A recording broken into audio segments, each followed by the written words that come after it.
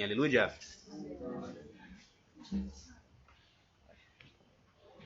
Aleluia. Aleluia. Aleluia. Amém. Alabado seja Yahweh. Amém. Baruch atah Adonai. Graças damos a Adonai porque estamos em tão boas condições, verdade? Em mais um Shabbat. Espero que todos estejam bem, tranquilos, com saúde, para nós estudarmos Torá. Shabbat Shalom, mais uma vez a todos vocês.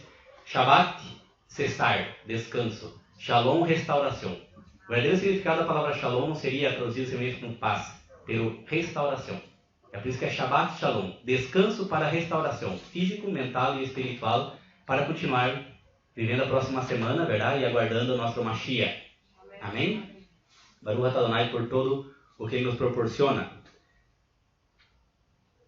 Meus amados, queremos dar continuidade ao tema que nós outros abordamos no último Shabbat, sobre a vida de Davi. E nós vamos dar continuidade a esse tema, falando agora sobre o sionismo.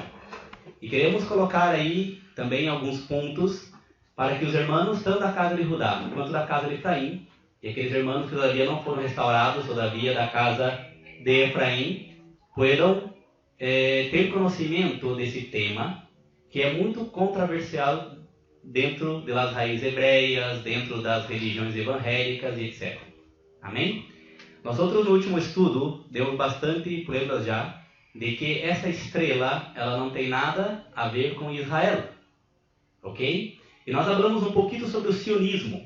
E hoje eu quero colocar para vocês, vamos ler alguns textos, algumas informações de livros sobre o sionismo, sobre Rothschilds, verdade?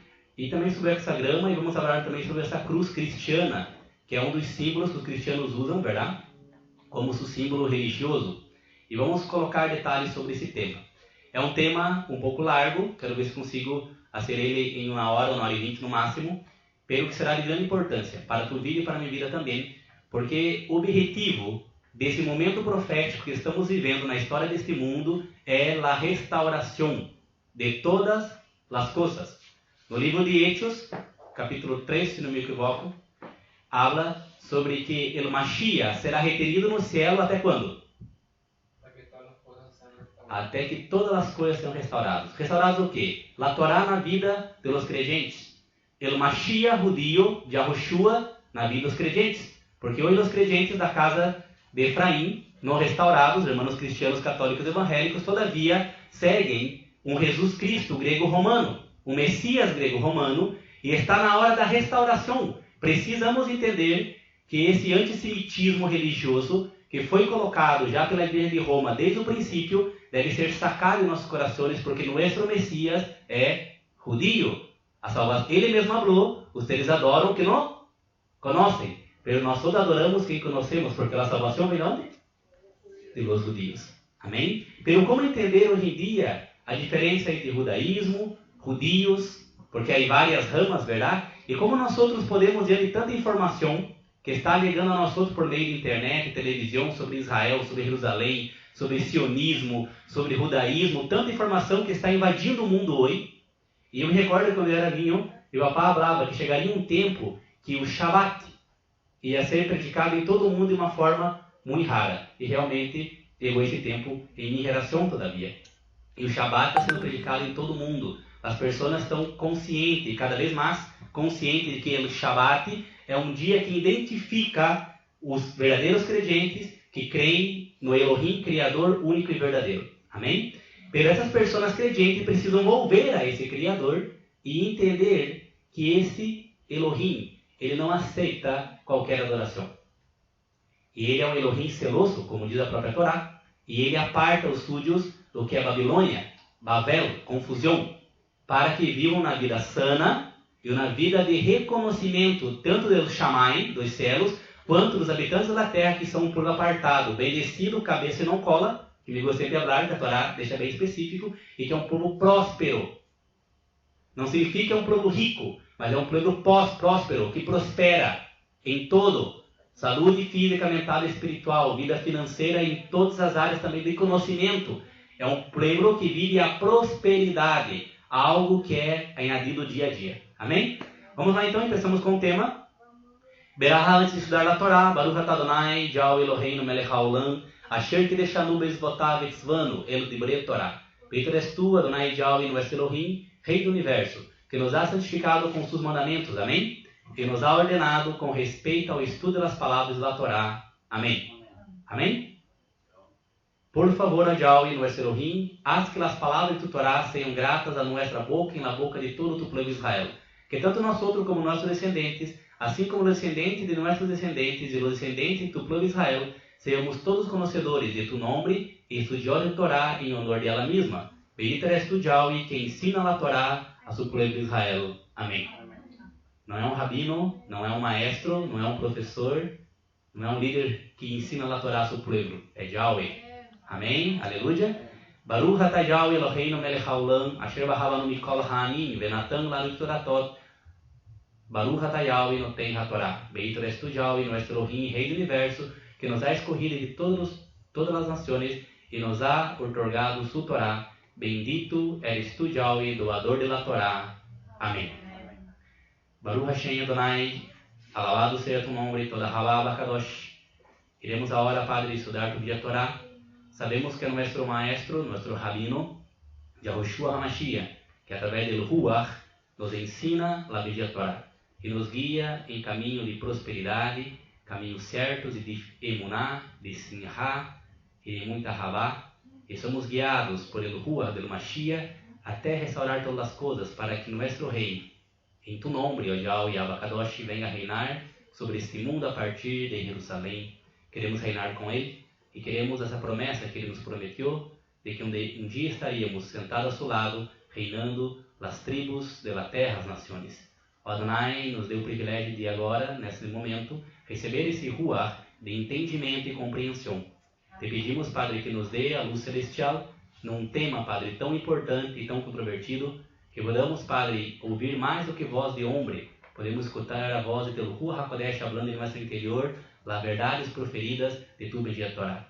Haz-nos enxergar, Padre, o que se passa ao nosso redor no mundo globalizado e político de hoje, para que não nos vamos contaminar, Padre, para que não podamos contaminar com Babilônia, essa Babilônia comercial, religiosa, uma Babilônia que vem trazer princípios paganos para nossas vidas, sendo nós outros descendentes do povo de Israel. Bendiga a todos os crentes, Padre, da casa de Efraim e da casa de Judá. Restaura Israel. Te pedimos no bem chegador de Yeshua HaMashiach. Amém. Aleluia. Bendito seja o nome.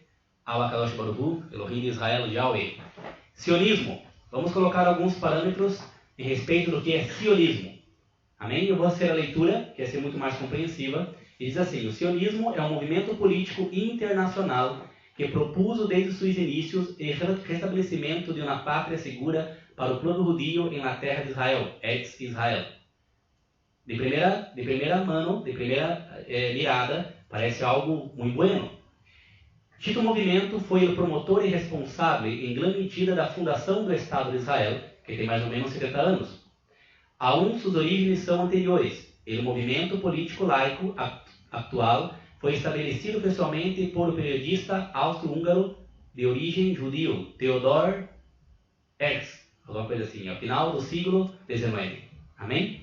Mira, aqui diz movimento político laico. O que é algo laico? Quem sabe? Algo laico? Algo que não tem uma religião imposta. Ok? Não é imperialismo, há uma liberdade religiosa, econômica, etc. Pero quando se habla de laico, na mentalidade normalmente vem um Estado livre de qualquer opressão em relação à religião. Ok? Ou seja, um Estado onde todos podem professar ter suas divisões religiosas. Que o Estado, ele devia ser laico, verdade? Dentro dos países como Brasil, Paraguai e Peru não. A maioria das escolas em Paraguai e em Brasil são de educação católica. E o Estado, então, não prova que é laico, e apenas uma constituição nomás não resulta em nada. Pero o movimento em Israel também tem um Estado laico em Israel. Eu pergunto, isso é positivo ou negativo um Estado laico em Israel? Negativo, verdade? Porque nós outros não somos, como israelitas, democratas. Não aceitamos a democracia. O povo não pode ter vez quando se trata de constituição. Porque nós outros somos servos de um rei. E quem coloca suas leis? Este rei. Nós outros não podemos ter uma ideia de democracia. Há muitos grupos religiosos que têm a ideia de democracia e isso não pode existir para Israel. Porque Israel tem um rei e uma constituição. Israel não pode reunir o povo e decidir ou cambiar as leis do Eterno. E nós não estamos falando de religião, estamos falando de Estado civil. Porque nós outros não somos uma religião, nós somos um grupo de emuná, de fé, que adoramos ao Elohim de Israel, mas somos uma sociedade organizada em padrões constitucionais da bendita Torá. A Torá habla de todo. A Torá habla de convivência, de compra, de venda, de todo, de negociação de todo. E essa é a Constituição que vale para nós outros, e não doutrinas religiosas de homem ou quer que seja. O movimento do sionismo tem como objetivo fomentar a migração judia à terra prometida e foi exitoso na fundação do Estado de Israel em 1948, sendo atualmente o único Estado judio do mundo. O sionismo constitui uma rama de fenômeno mais amplo do nacionalismo moderno, descrito como nacionalismo em la diáspora, ou seja, descendentes de Israel que estão esparcidos por todo o mundo, buscando sua identidade e envolvendo a sua terra. O sionismo se autodefine como movimento de liberação nacional, cujo objetivo é a livre autodeterminação do povo judío. Em término, o sionismo deriva da palavra Sion, em hebreu, Zion, dos nomes bíblicos de Jerusalém. Esse nome se refere inicialmente ao Monte Sion, uma montanha cerca de Jerusalém, e a fortaleza de Sion em ela. Mais tarde, durante o reinado do rei Davi, o termo do Sion se convertiu em uma orientação para referir-se a toda a cidade de Jerusalém e a terra de Israel. Em muitos versículos bíblicos, os israelitas foram chamados el pueblo ou hijos ou hijas de Sion. O nome real da cidade de Jerusalém é Jerusalém, ou Jerusalém, cidade que leva o nome de Yahweh. Pelos sionistas, maçones americanos e europeus colocaram como Jerusalém, ocultando o nome de los Estados Unidos da América, sendo esse país a criação maior de las ordens sionistas Illuminatis, um país dirigido e governado por maçones de alto grado que usa essa potência mundial para dominar outros países. Mirá.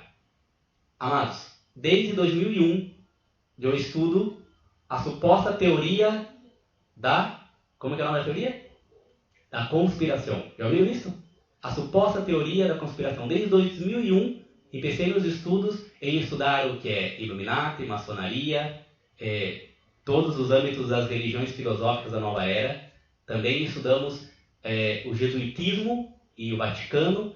E, amados, hoje, como líder da comunidade israelita, meu único ponto é, não há teoria da conspiração, há uma realidade da conspiração. E aqueles que dudam precisam buscar tempo para verificar todas as evidências históricas, atuais e antigas sobre o tema. E vai se convencer de que o mundo que nós vemos hoje é um mundo, como diz a própria Escritura, que jaz do maligno.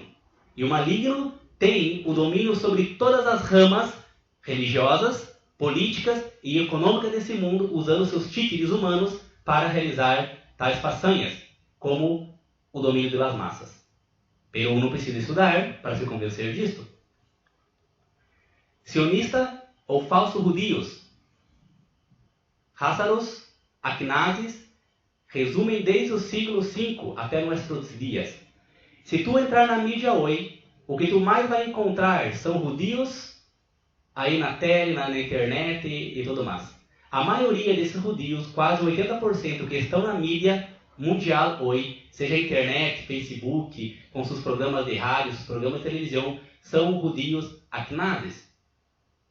E você precisa entender a diferença de um judio acnazi e um judio acnazi e um judio sefardi. Há uma diferença. E eu já adelanto para vocês.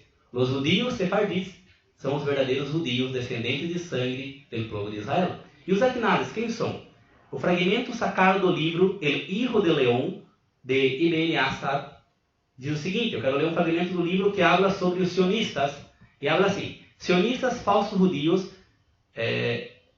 Házaros, Acnazes, cujos descendentes, em la atualidade, desde o ano 2018, são os cruéis branqueiros sionistas, falsos judios, Házaros, Acnazes, Bilderberg. São los que gobernam el mundo en la sombra de los diversos gobiernos barra su dominio denominado e bem conhecido já por muitos Nueva Ordem Mundial. Los Rothschilds, ou Rothschilds, são originários de Áustria e Baviera. Quem estudou um pouco sobre isso, quem que é um descendente de Áustria? Famoso? Quem sabe? Hitler. Lembram de Hitler? O líder nazista alemão que massacrou milhares de judeus aí na Segunda Guerra Mundial. E Baviera? O que surgiu em Baviera? Quem sabe? Nada? Os maçones da Ordem Iluminados. Amém? Os Rothschilds são originários da Austrália e da Baviera. Ocupada várias vezes por tribos mongolas e de los hunos, que são do Cáucaso e conformam a raça Hazarat ou Ashkenaz. Não são judios, são Ashkenazis ou Házaros, e nunca foram judios. São ários, inimigos do passado da tribo de Judá de Israel. Eram repudiados por las demais tribos por ser uns assassinos, usurpadores de identidade judias e mercenários sem alma. Olha só o que diz o texto. Estes Házaros seguiam sendo um povo bárbaro, nômade e viviam da guerra de los outros e do comércio da ruta de la seda. Religiosamente, seguiam os cultos típicos de origem étnico, um xamanismo, que é um tipo de espiritualismo indígena, nômade, em donde se integravam rituais de sacrifício sanguinário e brujeria. Era essa religião da guerra, própria de esta grande família étnica, compartida grosso modo com os hunos, los samoyedos, los mongoles e pueblos com unos mismos rasgos culturais del llamado ciclo del este. O que está falando o texto? De que esses Ashkenazes eram uma mescla de pueblos, para resumir, aqui eu coloco depois para vocês a página, que vocês podem procurar o texto para ver mais detalhes, que era descendente de pueblos nômades que viviam da guerra e tinham uma religião espírita, indígena, e que na Ruta da Seda ia desde onde a onde? Quem sabe? Eu preciso estudar, viu, irmãos? Desde China e atravessava até o Oriente Médio, verdade? Até a Europa, verdade? Atravessava o Oriente Médio até a Europa. Então, virá, esses nômades, eles eram usurpadores, e eles tinham o costume de roubar a identidade judia. E eu quero colocar esses pontos para vocês que possam entender o que está passando. Eles eram viajantes? Nômades, viajantes. Viajantes que vendiam mercadorias. Mercadorias e viviam pelo deserto, né? Isso é um nômade, aquela pessoa que vive pelo deserto, verdade? Andando para lá e para cá e assim se vai. Sin embargo, apesar de ser um povo culturalmente pobre, o poder dos Házaros se expandiu consideravelmente a lo largo do século VII, graças à explotação e ao saqueio da Ruta de la Seda, e a função política que uma cristiana bizantina extrajo de este já reino de Caçaria, o qual havia estendido suas fronteiras até a região da Ucrânia de Crimeia com a ajuda bizantina. Então, eles tinham um território onde eles faziam suas caminhadas nômades. Havia um território que pertencia supostamente a eles, aonde eles iam dominando. Eles eram assaltantes, usurpadores, legavam nos pueblos e matavam todo mundo e sacavam o que teriam. Também assaltavam quem fazia a Ruta de la Seda. Alguns deles eram comerciantes, mas era um povo bárbaro e um povo que pertencia a essa região que eles chamavam de Caçaria. Caçaria servia de barreira entre o ameaçante califato Omeia, que era, perdão, me fugiu.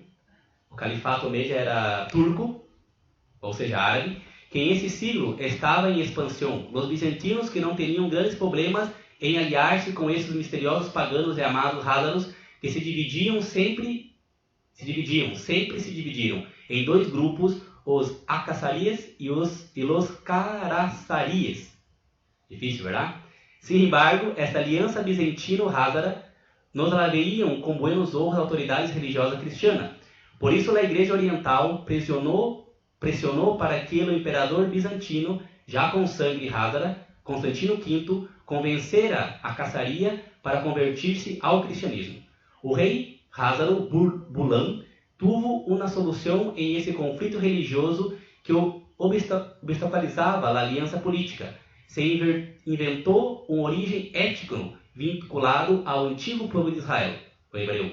Em vez de convertir-se ao cristianismo, se converteu ao judaísmo sui generis, que iba a manter intacta a raiz pagana sacrificial bruxo-xamânica da antiga religião Házara. O que passou? Eles começaram a crescer e a igreja cristiana, naquele tempo, começou a pressionar o rei deles, o líder deles, para que se convertesse ao cristianismo. Pero, como eles já estavam acostumados a usurpar a identidade judia, eles declararam agora que eles eram o quê? Judios. E a hora de pensaram então e começaram a usar o hebreu e tudo mais. Pero não perderam a sua raiz pagana. Assim apareceram uns neo-judios, a mediados do século VIII, que por suposto não teriam nada a ver com os judios de Judeia, nem com nada desse entorno religioso. A pobre cultura házara adoptou o alfabeto hebreu. Cambiaram seus nomes do antigo turco házaro por nomes mais ou menos judios. Por exemplo, o rei Bulam passou a chamar-se rei Sabriel. E se apresentaram religiosamente como descendentes de Noé bíblico, para melhorar a aliança cristino-házara contra o Islã. Os házaros foram os mercenários que o Império Bizantino usou para hacer frente ao califato do Islã em sua fronteira. A aliança cristiano-házara funcionou à la perfeição em o terreno militar. Aplastaram os árabes em várias ocasiões, pero também em lo social, até o ponto de que o nômada pueblo házaro hizo de Europa Oriental sua nova pátria, já que jamais haviam tenido uma.